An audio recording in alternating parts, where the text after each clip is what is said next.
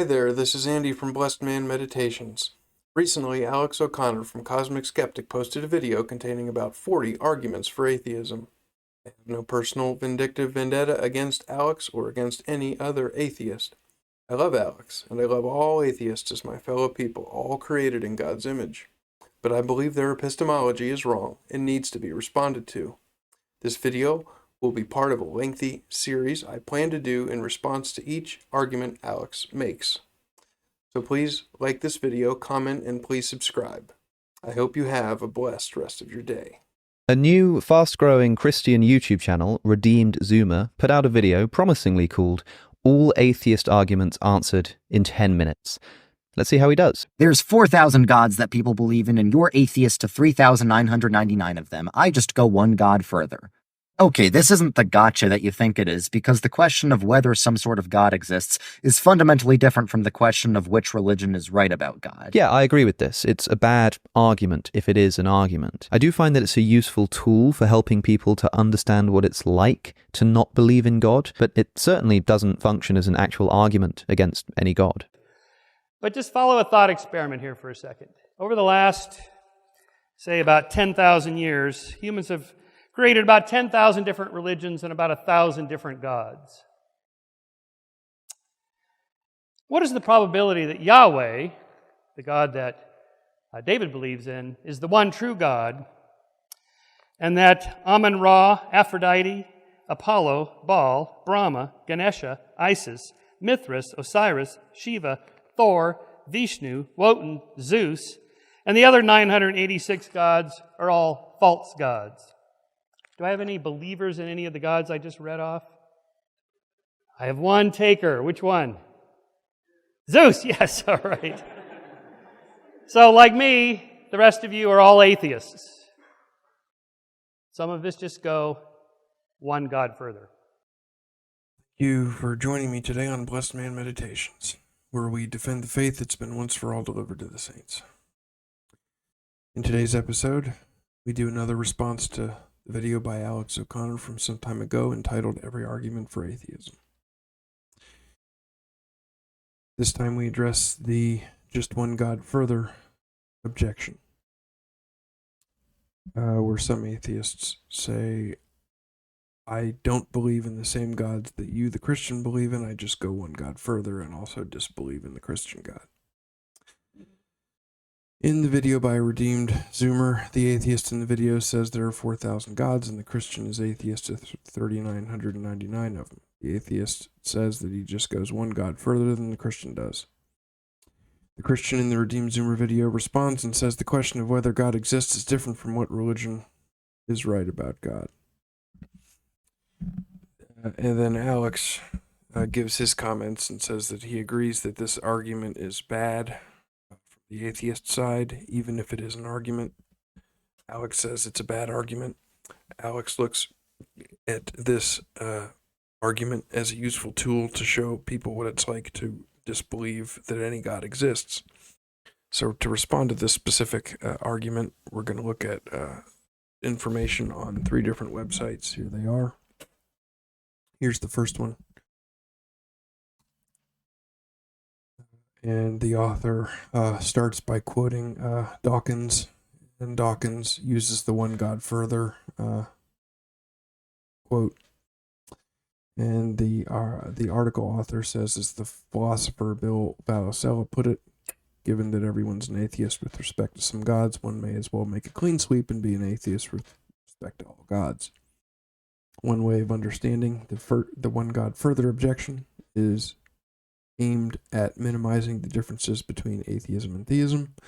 The only difference between atheism and theism is just one. The only difference between theism and atheism is belief in one God. The theist believes in one God or many gods, while the atheist believes in 0 gods. Virtually everyone already disbelieves in more than 99% of gods, and the atheist just takes a short step further than does the theist to disbelieve all 100% of the gods. It is true that in some matters, a difference of 1 is minuscule or irrelevant. 1 millimeter of pavement does not matter for a freeway, One eyelash viewer is not noticeable on the person from whom it has been plucked. One molecule of coffee in your cup goes unnoticed. It will probably dry and be stuck to the cup after you finish drinking the rest of it. But the one God further argument does not have the same implications. But shall we also argue that there's no important difference between being married and not being married? Just going one spouse further? No, having one spouse is a monumental difference to having no spouse. Is there no important difference between having no baby and having a baby? No, there is a monumental difference between having any child and having no children at all. No one could escape criminal prosecution by pleading, "Officer, I've only killed one person," and there's no difference, judge or officer, between no significant difference, officer or judge, between killing just one person and killing no people. Therefore, I should be released from custody. No, there's a big difference between killing just one and killing none. And these examples are given to show that in some matters the difference between one and none is enormously significant, and this issue of just one God further is one of those matters where the difference between one and none is enormously significant. And so the rhetorical question is asked, is the difference between atheism and theism like the difference between a plate of French fries and having a grain of salt, or no grains of salt? Or is the difference between atheism and theism more like having a baby and not having a baby? I think the obvious implication, the answer to the rhetorical question, is that the difference between theism and atheism is more like the latter than the former. Sometimes it may not be clear whether one or fewer makes a difference. The great atheist philosopher David Hume wrote, "How many languages are there which you do not understand? The Punic, Spanish, Gaelic, Egyptian, etc. With regard to all these," Hume said, "you are as if you were deaf, yet you are indifferent about the matter of being deaf to each of those languages. It doesn't matter to you that you're deaf to those languages." Hume says, "Is it then so great a misfortune to be deaf to one language more?" Hume seems to imply a negative answer, that it shouldn't be a big deal to be deaf to one language more, but imagine if you were completely deaf. As far as you knew, there was only one language, because you never traveled anywhere where more than that one language ever existed, and you never heard language because you were born deaf anyway. As far as you knew, your deafness only affected your ability to hear that one language that is spoken in your culture that you can't even hear. But that one language makes all the difference because you're unable to hear it. Being deaf to just one language makes all the difference because you're unable to hear it and you're missing out on the privilege of communication that others take for granted. Your ability to hear that language that you are deaf to would change everything about your life. Because you are deaf to that one language, you have no way to comprehend just how much your life would change if you were able to hear that one language. Your inability to hear that one language affects your ability to perceive everything around you. And there are some obvious spiritual parallels to this. For the Christian, the dominant language is God's language. The Christian perceives everything through their understanding of God's language. The atheistic non-Christian is completely deaf to the spiritual language, to the extreme extent that some even claim that God does not exist. The Christian is able to perceive the spiritual realm around them in a way that the atheistic non-Christian is not able to perceive. And the atheistic non-Christian that's not able to perceive the spiritual realm around them claims there's no such evidence for such a realm, and therefore claims the realm does not exist, because God, they claim, does not exist. In response, theistic philosopher William Lane Craig remarked, quote, "If God does not exist, life is ultimately meaningless. If your life is doomed to end in death, then ultimately it does not matter how you live. In the end, it makes no ultimate difference whether you existed or not. Sure, your life might have a relative significance in that you influenced others or affected the course of history, but ultimately, mankind is doomed to perish in the heat death of the universe. Ultimately, it makes no difference who you are or what you do. Your life is inconsequential. Therefore, the contributions of the scientist to advance the human knowledge, to the advance of human knowledge, the research of the doctor to alleviate pain and suffering, the efforts of the diplomat to secure peace in the world, the sacrifices of good people everywhere to better the lot of the human race, ultimately, all these come to nothing. Thus, if atheism's true, life is ultimately meaningless. That was, end quote, by William Lane Craig. God's existence is not only a matter of significance in the end, it is a matter of meaning in the present, at least according to the atheistic philosopher Jean-Paul Sartre. In his Existentialism and Human Emotions, Sartre pointed out that if God does not exist, then we are condemned to be free. Life is without meaning and absurd. Not just ultimately, but in our current situation. What if both Craig and Sartre are mistaken about the relationship of God and meaning? And in the way of reminder, on this channel, there's a chapter in the book that I went through by Eric Metaxas called Is Atheism Dead? And Sartre is featured in one of the chapters is a former atheist who became a theist. Even if that were true, atheists themselves give ample evidence that the question of God's existence is a matter of significance. It's important to them. If it were not important to them, why bother refuting a view that has no importance? Why bother going to the efforts to philosophize about the non-existence of God? Why care if it doesn't matter?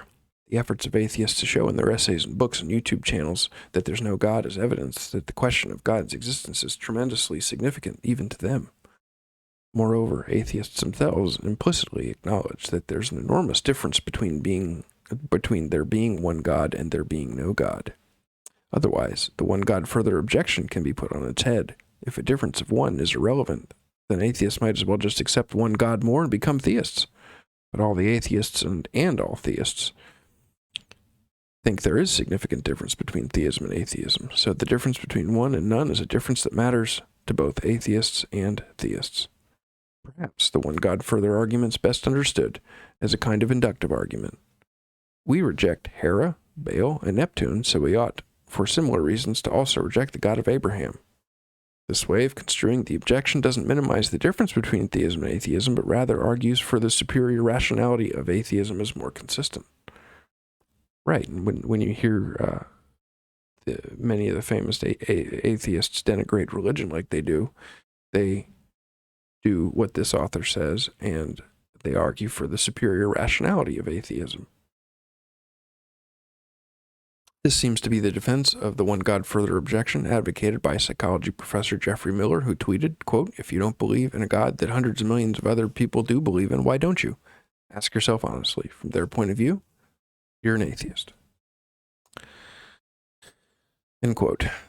But if the Christian does not believe in Zeus, and the ancient pagan doesn't believe in Jesus, neither one of them is an atheist. The atheist believes that no God at all exists. The ancient pagan and the modern Christian both affirm a divine realm, although they disagree about the number of divine entities. It is foolishness, not consistency, to reject my mother as my mother, even though I reject all other women on earth as my mother.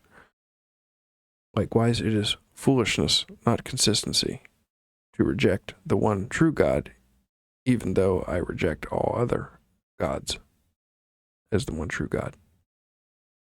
Sometimes theistic belief in theists originates because of the theist's parents, how the theist's parents talked about God and acted as if God exists.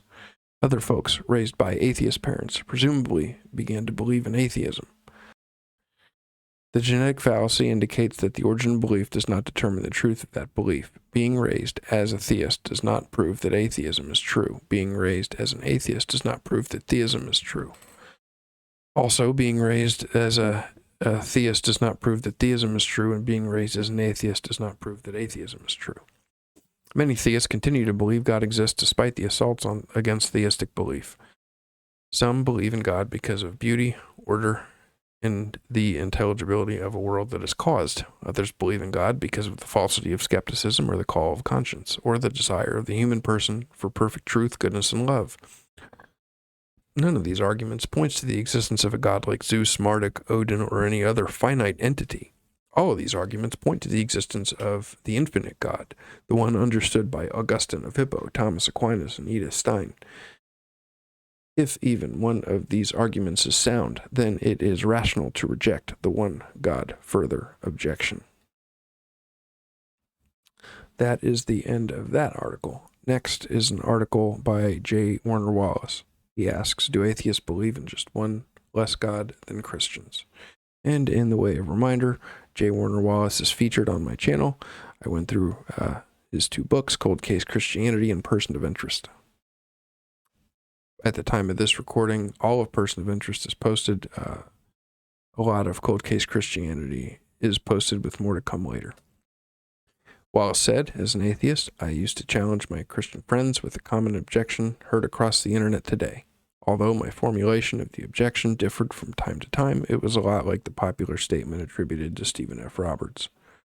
Stephen F. Roberts, quote, I contend we both are atheists. I just believe in one God fewer than you do. When you understand why you dismiss all the other possible gods, you will understand why I dismiss yours. End quote.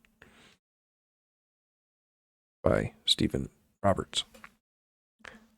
Wallace used to think that all of us are atheists to some degree. If we really think about it, we just disagree about which gods we reject. Christians are atheistic in their attitude towards Zeus, Poseidon, Lakshmi, Vishnu, Jianzhuang, Na Tekong, Akumen, Quetzalcoatl, and thousands of other historic gods. I may have mispronounced one or more of those names. When asked, Christians typically offer the same reason for rejecting these other deities that Wallace would have offered for rejecting the God of Christianity. So, as Wallace often claimed, if his believing friends simply approached Yahweh in the same way they approached the other mythologies, they would inevitably take the final step toward rationality and reject all false gods. In this blog article, Wallace made some helpful points. He said, in every criminal trial, a jury is asked to evaluate the actions of one defendant related to a particular crime. While there are millions of other people in the world who could have committed the crime under consideration, and indeed millions of these people were actually available to commit that crime, only one's been charged and is under investigation. If the jury becomes convinced that this defendant is the perpetrator, they'll convict him based on their beliefs. They'll convict the accused even though they haven't examined the actions or nature of millions of other potential suspects. They'll render a verdict based on the evidence related to this defendant, in spite of the fact that they may be ignorant of the history or actions of several million alternatives. If the evidence is persuasive, the jurors will become true believers in the guilt of this man or woman, even as they reject millions of other options. As I read that, it became apparent to me the point that Wallace was making. He will expound on that. Christians should be like the jurors on that trial. We make a decision about Jesus on the basis of the evidence related to Jesus, not the fact that there may be many alternative candidates offered by others. If the evidence is persuasive, we can reach our decision in good conscience, even if we are completely unfamiliar with other possibilities. Christianity makes claims of exclusivity. If Christianity is true, all other claims about God are false. If the evidence supporting Christianity is convincing to us as the jury, we need to look no further. In the end, our decision will be based on the strength or weakness of the case for Christianity, just like the decisions made by jurors related to a particular defendant must be based on the strength or weakness of the evidence. At the end of a trial, juries are unbelievers when it comes to every potential other suspect, because the evidence confirming the guilt of their particular defendant was sufficient. In a similar way, we can be confident unbelievers when it comes to every other potential deity, because the evidence for Christianity is more than sufficient. So, in summary, Wallace said that basically you have to examine the evidence for each claim. For each theistic claim, you have to examine the evidence for that particular God on an individual basis. And you need to arrive at your conclusion based on the evidence for that particular deity on that particular basis. And when one examines the evidence, the only one left standing is the God of Abraham, the God of the Bible, Jesus in the flesh. In conclusion, let me remind you that Alex said that he agrees that this atheistic argument just one God further argument is a bad argument, if it even is an argument, Alex said. Alex said that he looks at this just one God further argument as a useful tool to show people what it's like to not believe in a God. There are plenty of more robust arguments that atheists make for their lack of belief in any God. This particular argument is not one of the better atheistic arguments. Even Alex O'Connor himself agrees. Thank you for watching. Please like, comment, and subscribe, and have a blessed rest of your day.